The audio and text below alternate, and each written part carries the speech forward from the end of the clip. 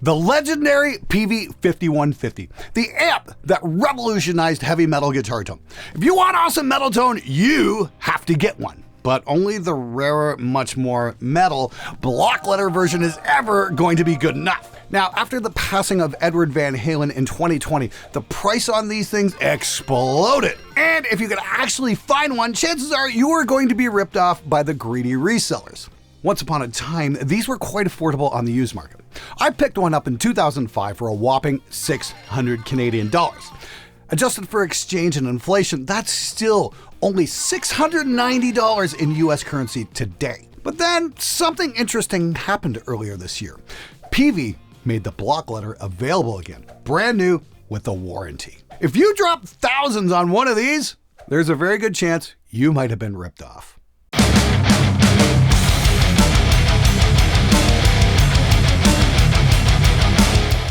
Edward Van Halen's signature amp, the 5150, was released in 1992 to much fanfare.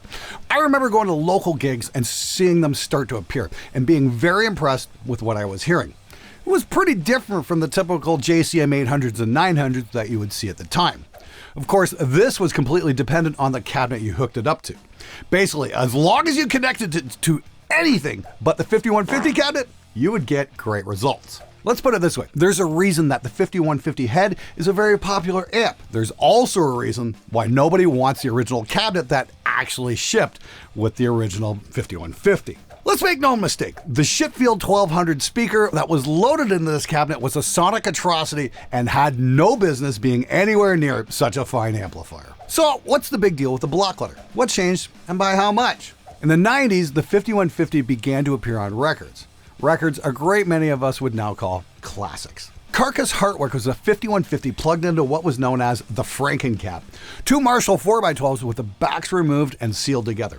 Speakers on one side were also removed and the holes were covered in plywood. According to lore, the other side was loaded with Celestion T75 speakers. Bear in mind, that's unverified. And this created a metal tone unlike anything the world had ever heard.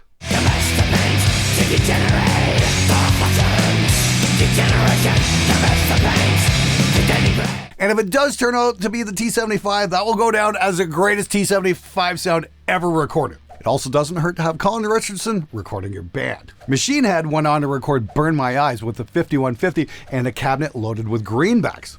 The track Davidian is another testament to the incredible tones that can be generated by the 5150 when paired up with an awesome speaker and mic combination.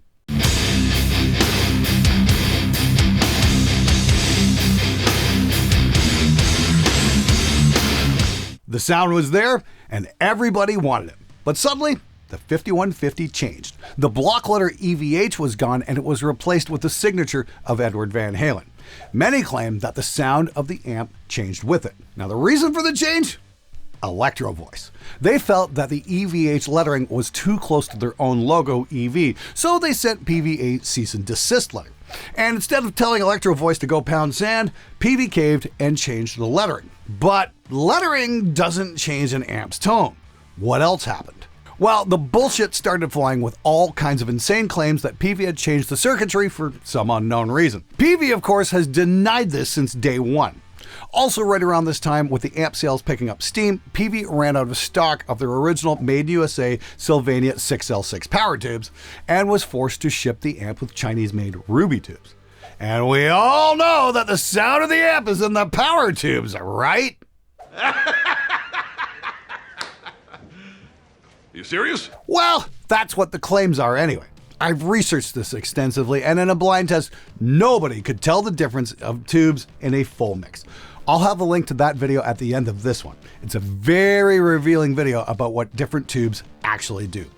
Bottom line, tubes aren't equalizers. And the reason they don't ship with frequency response graphs is because labeling them accurately would kill sales. People just love to spend money on things that are shiny, glow when you turn them on, and are described as having great frequency extension, musicality, and dimensionality, without bothering to ask the simple question, what the hell does that even mean? And more importantly, why are there no sound examples or comparisons against other tubes to listen to on the sales page? So when I got word that Peavey was going to reissue the block letter, I thought, what the hell?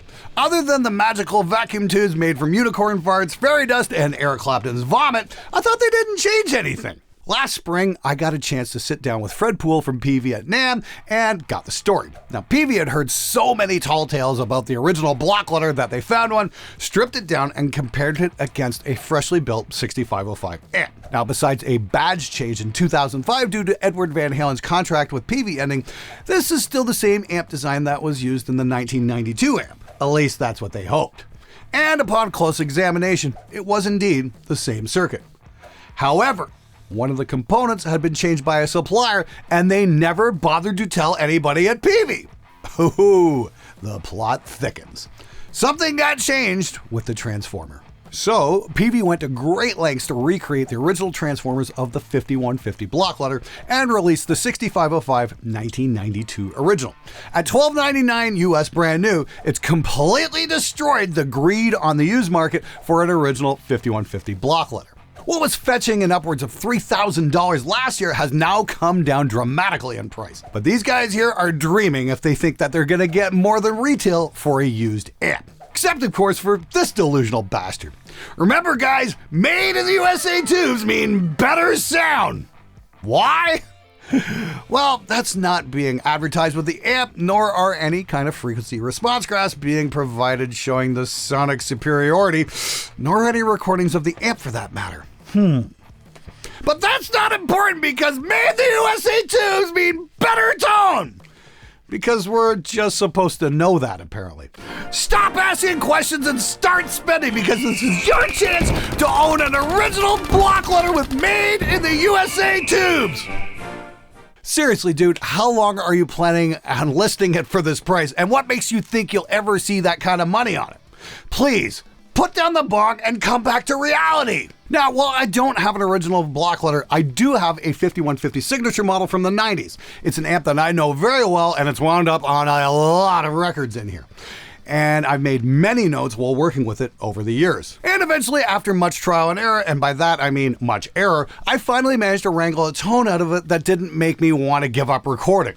That tone eventually became the channel's theme song, The Eagle Has Landed. Okay, let's get into it here. For us to test these amps against each other with any kind of accuracy, we need to use a process called reamping. This allows us to run the same performance through different amps, allowing us to isolate the one variable that we want to measure, which is the amp itself.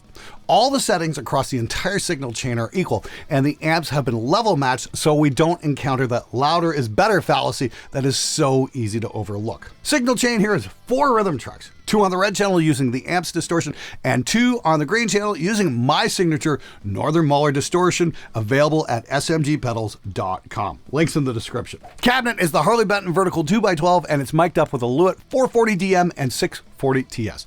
Guitar solos also on the red channel. Hit it!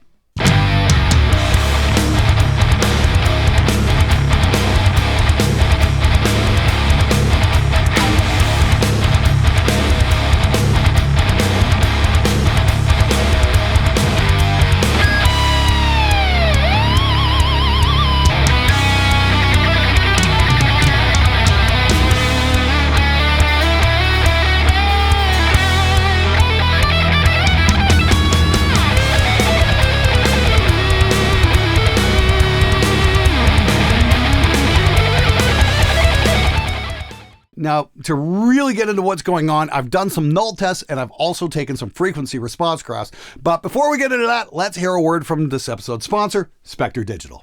All right, everybody, this video is brought to you by all of us over at Spectre Digital and our brand new plugin, Singularity. Now, your support is what helps me continue to fund the channel and give you guys the kind of reviews and tutorials that you love. It also helps us make more plugins that we think will really help you make your music production sound better and get your mixes done quicker. So we finally did it, Singularity. After years of complaining about bass players, I decided to take matters into my own hands. This is a virtual bass instrument and amp sim in one plugin. There is literally no excuse for not having incredible sounding bass on your recordings anymore. You get ultra realism and full tone shaping options, including 2 different preamps and cabinet impulses by yours truly. This one plugin is all you're gonna need.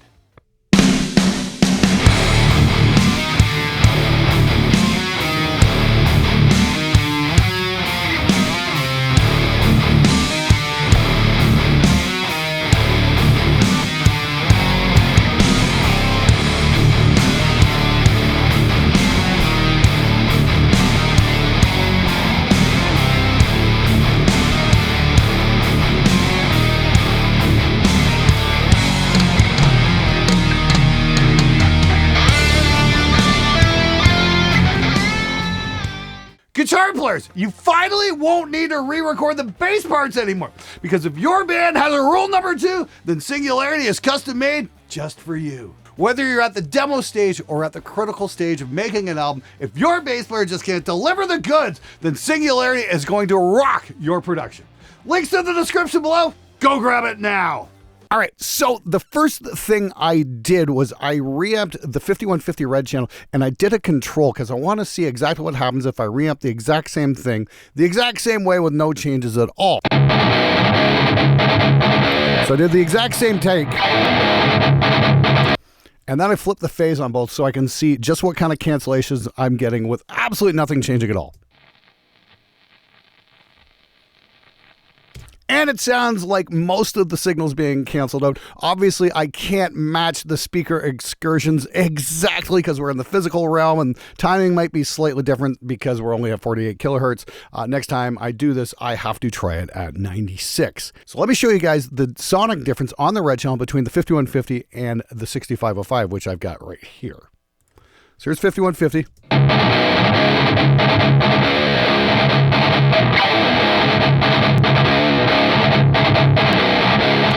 It's really freaking close. There might be a slight shift. There might be a little less bottom end going on the 6505 and maybe a little bit brighter as well. Now, when we flip the phase, we get something very interesting.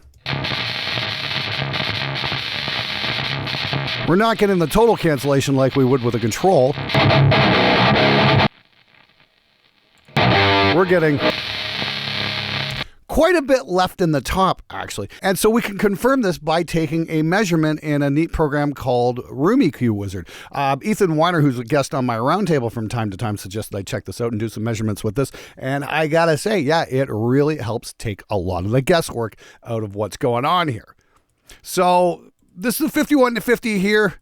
And this is the 6505. Not a gigantic shift, but if we take a look and stack the two on top of the other, the green line here is the 6505, and the other one is the 5150. We can see things are pretty much dead on in the mid-range, but when we get from about 2 kilohertz to about 5 kilohertz, the 92 original does seem to be just a little bit brighter, and down the bottom end just seems to have a little bit less bottom end. Now, if we check out the distortion measurements, we see a pretty big shift from the 5150 to the 6505. To be the second and the fourth harmonics specifically have a really serious shift going on. Now, I'm going to be completely honest with you guys. I am absolutely no expert here whatsoever. I'm not exactly sure what I'm looking at. I'm guessing this might be the quote-unquote texture or the flavor of the distortion. Now, if some of the more scientific viewers could maybe leave a comment or two explaining exactly what's going on, I'd greatly appreciate it because I am always down to learn new things. Now, here's where it gets really interesting. On the red channel, we heard, a slight shift. It wasn't huge, but on the green channel, it's a completely different story. Now, bear in mind, I ran a 1 kilohertz test tone through both amps to get an exact level match. And even though it showed that at 1 kilohertz on the scopes, I didn't get that in the recording. Check this out. So here's a green. This is, again, using my signature Northern Mahler pedal. 5150's at the top, 6505's the bottom here. Take a listen to this.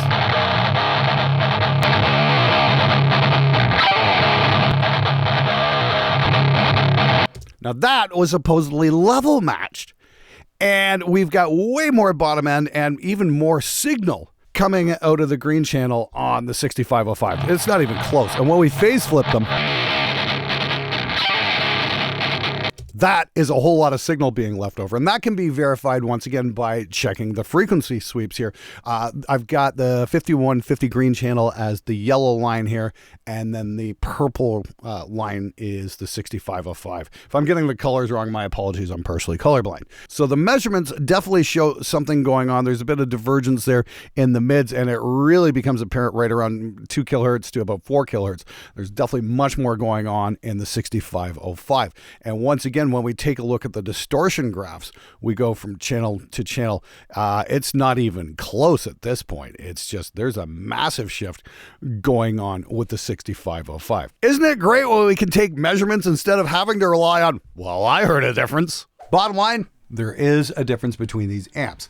We can measure it and we can certainly hear it, especially on the green channel. Now, if that's because the new one has the original Spectre transformers or the 90s era signature model has older components, I really can't say, as it's beyond my means of testing. I'm merely a studio engineer and not an electronics engineer. However, the Signal Art reamp box makes it possible to measure the differences instead of just guessing. But the real question is, what did you hear that makes the 92 reissue different? I want to hear from you. Leave a comment below. Now, to wrap it all up, with a retail cost of $12.99, I think that the 6505 92 reissue, boy, that just rolls off the tongue. I think the amp is priced competitively with what's out there, and that's a win for the consumer, especially concerning what the scalpers were charging last year for an original 5150 block letter. Now, if you were unfortunate enough to buy from them, you'd get an amp that would be in questionable condition with who knows what needs to be replaced and no warranty. Sounds like a win for the seller! Now keep in mind, the only reason that they're charging that much for a used amp is because people are willing to pay those outrageous prices in search of some mythical tone advantage when they should really be looking at upgrading their speakers, because that's the part of the guitar signal chain that matters the most. Just don't tell that to the guy who dropped $100 grand on a used Dumble.